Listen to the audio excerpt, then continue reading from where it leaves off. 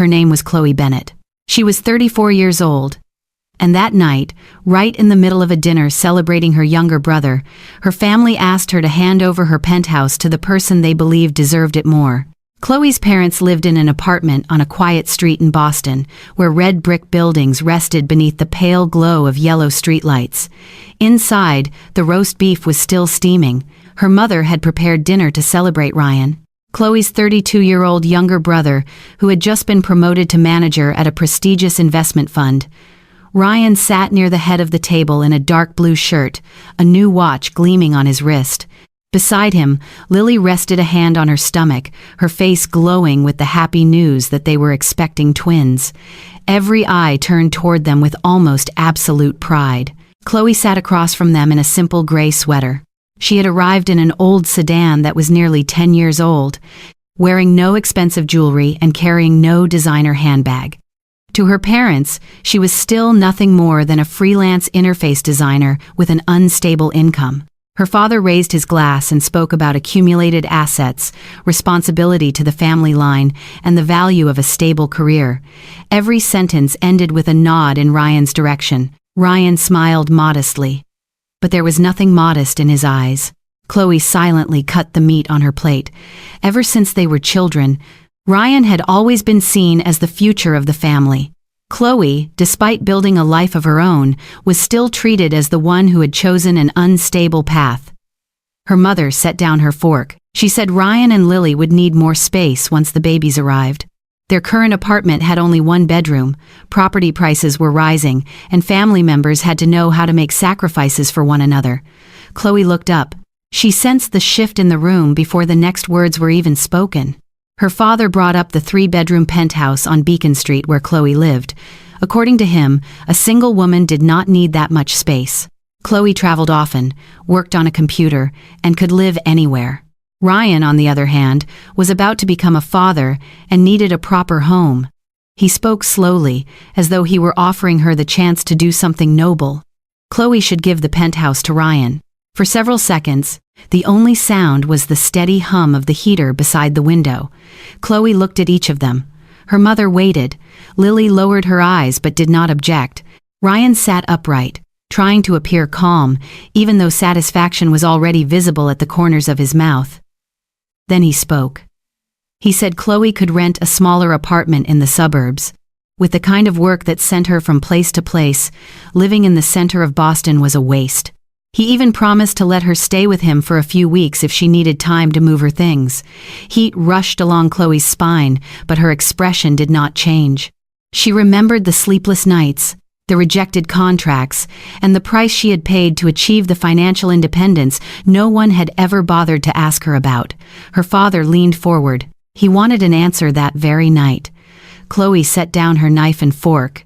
The sound was soft, but the entire table fell silent. She did not cry. She did not argue. She did not explain. She simply picked up her phone, opened her contacts, and called someone whose name her family had never heard. When the person on the other end answered, Chloe calmly asked for all the ownership documents to be delivered to this address immediately.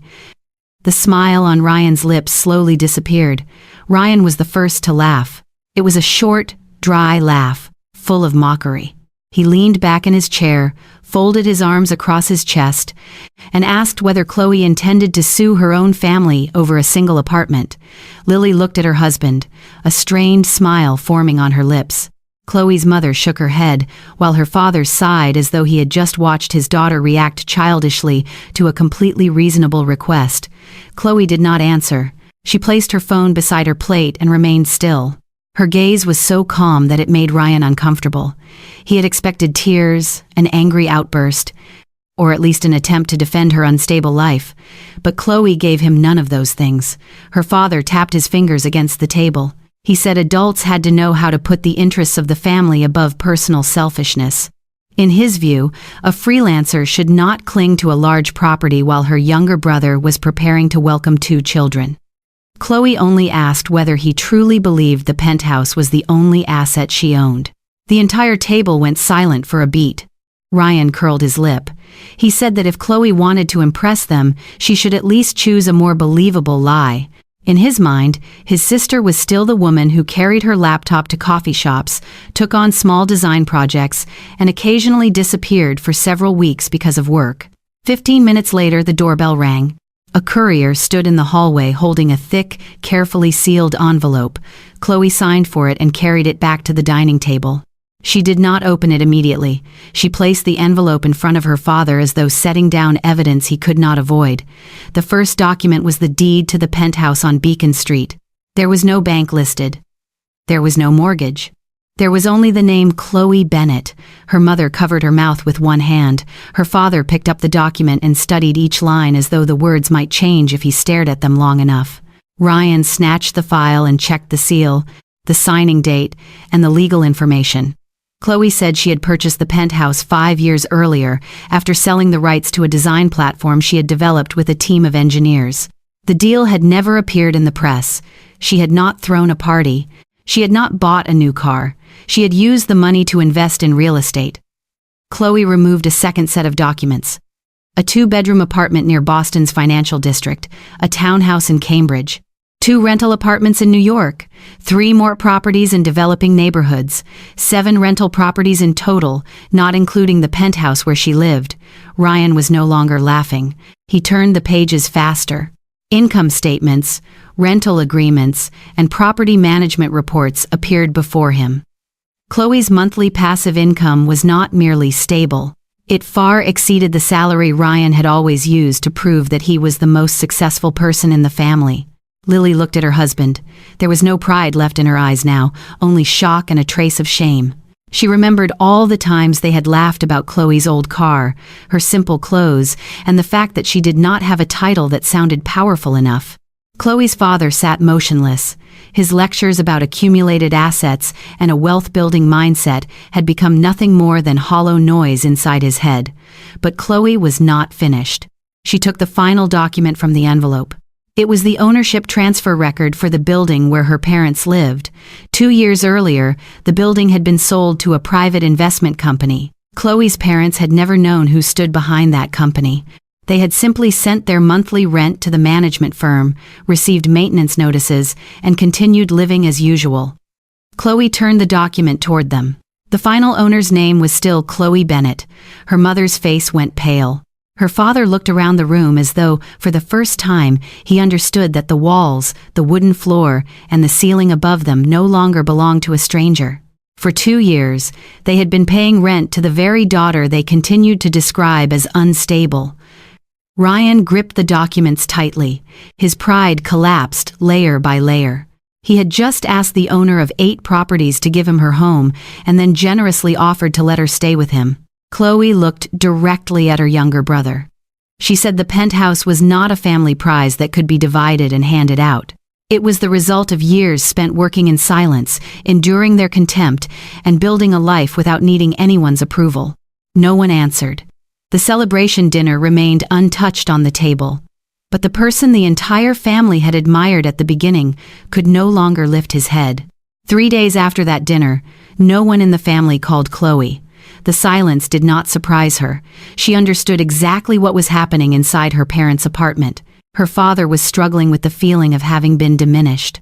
Ryan was trying to piece together the pride that had just shattered, and her mother was probably remembering every time she had unknowingly turned her daughter's sacrifices into an obligation that seemed completely natural. Chloe continued working as she always did. In the mornings, she reviewed reports from the property management company. In the afternoons, she held online meetings with a design team in San Francisco. At night, she sat alone beside the penthouse window, watching streams of headlights stretch along Beacon Street. She felt no satisfaction. What happened at the dinner table had never been an act of revenge.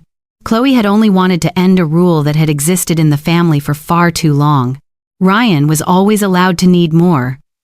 Her parents were always allowed to decide what was reasonable, and Chloe was always expected to step aside simply because she complained less than everyone else. On the morning of the 4th day, her mother sent her a message. She wanted to meet at the small coffee shop near Boston Common where the two of them used to go when Chloe was in college. Chloe arrived early. She chose a table by the window, ordered a black coffee, and waited.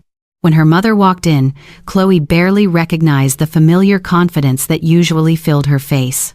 She wore a cream-colored coat, clutched her handbag tightly with both hands, and moved more slowly than usual.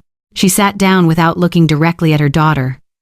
For several minutes, the only sounds were a spoon softly touching the side of a cup and the movement of people passing outside. Finally, her mother spoke. She admitted that she had always believed Chloe needed guidance, while Ryan needed support.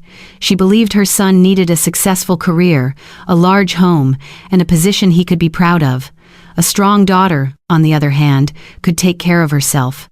That favoritism had not begun with cruelty. It had begun with small assumptions.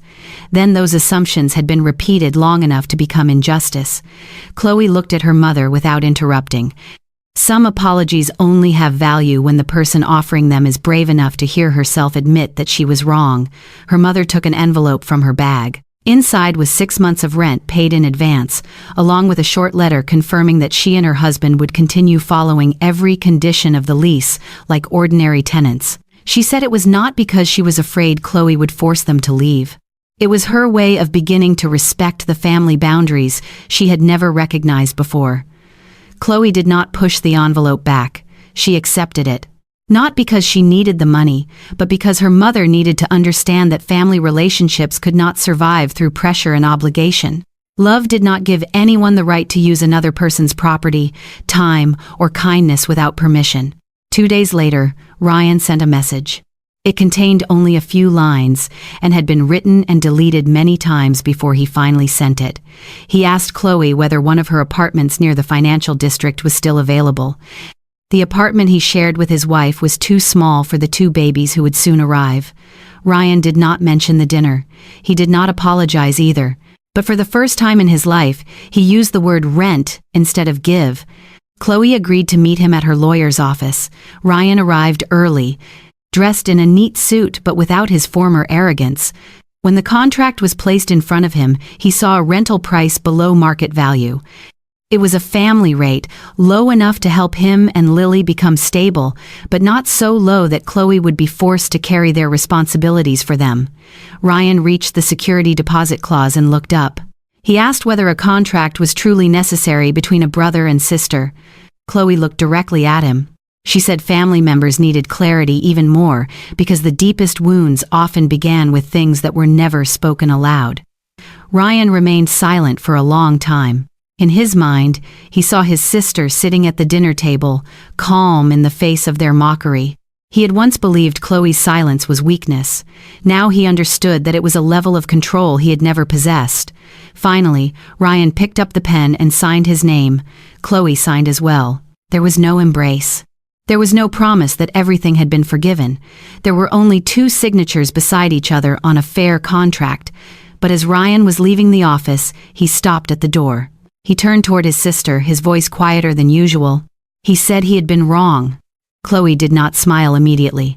She only nodded. Sometimes healing does not begin with a grand moment. It begins when one person stops demanding, and the other is finally allowed to say no.